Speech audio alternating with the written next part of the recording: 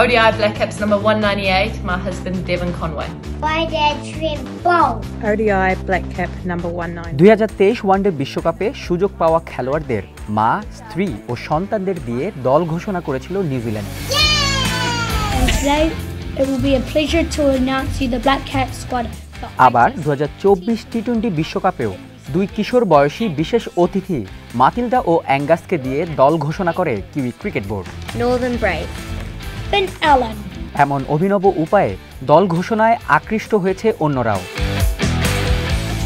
কাপ্তান বাবর আজম। নিউজিল্যান্ডকে অনুসরণ করে 2024 টি-20 বিশ্বকাপের দল ঘোষণায় চমক দেখিয়েছিল পাকিস্তান ক্রিকেট বোর্ড। দলে সুযোগ পাওয়া খেলোয়াড়দের নাম ও ছবি বিশ্ববাসীকে জানাতে সাহায্য নিয়েছিলেন বিভিন্ন শ্রেণীর মানুষের।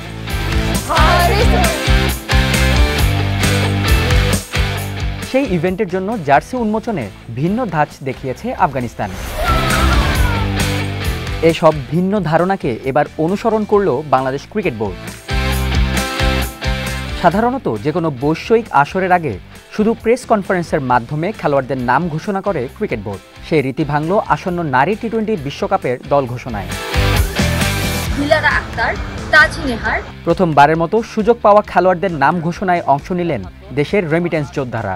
বিভিন্ন দেশে থাকা কয়েকজন বাংলাদেশি নিয়ে একটি ভিডিও প্রকাশ করেছে Bangladesh cricket board. Bangladesh women's টিমের অধিনায়ক হিসেবে আছেন নিগার সুলতানা জ্যোতি, যেখানে প্রবাসীরা জানালেন আসন্ন সিরিজে সুযোগ পাওয়া ক্রিকেটারদের নাম, একই সঙ্গে দিলেন তাদের জন্য শুভেচ্ছাবাণী। এমন অভিনব কৌশল চমক হয়ে থাকবে বিশ্ববাসীর কাছে। বাংলাদেশ নারী ক্রিকেট দলকে টি-20 বিশ্বকাপের জন্য শুভকামনা। এবারে বিশ্বকাপ দলটা আমরা একটু ভিন্নভাবে ঘোষণা করতে চাই। দল ঘোষণার সেই ভিডিও শুরুতে নিজের পরিচয় দেওয়ার পাশাপাশি প্রবাসীদের নিয়ে দল ঘোষণার বিষয়ে জানান বিসিবির নারী বিভাগের প্রধান ও জাতীয় দলের সাবেক অধিনায়ক হাবিবুল বাশার সুমন। সারা বিশ্বের বিভিন্ন প্রান্তে ছড়িয়ে থাকা প্রবাসী বাংলাদেশিরাই কিন্তু এবারের বিশ্বকাপের স্কোয়াডটি ঘোষণা করবে। আসন্ন আইসিসি ওমেন্স টি-20 বিশ্বকাপে আর ভিডিও শেষ অংশে নারী ক্রিকেট দলকে শুভকামনা জানান পুরুষ ক্রিকেট দলের অধিনায়ক নাজমুল হোসেন শান্ত। অনেক ভালো কিছু করবে এবং প্রত্যেকটা প্লেয়ারের জন্য বেস্ট অফ লাক। সংযুক্ত আরব আমিরাতে আগামী 3 অক্টোবর থেকে শুরু হওয়া নারীদের টি-20 বিশ্বকাপের উদ্বোধনী ম্যাচে স্কটল্যান্ডের বিপক্ষে মাঠে নামবে বাংলাদেশ, যার পর্দা উঠবে 20 অক্টোবর।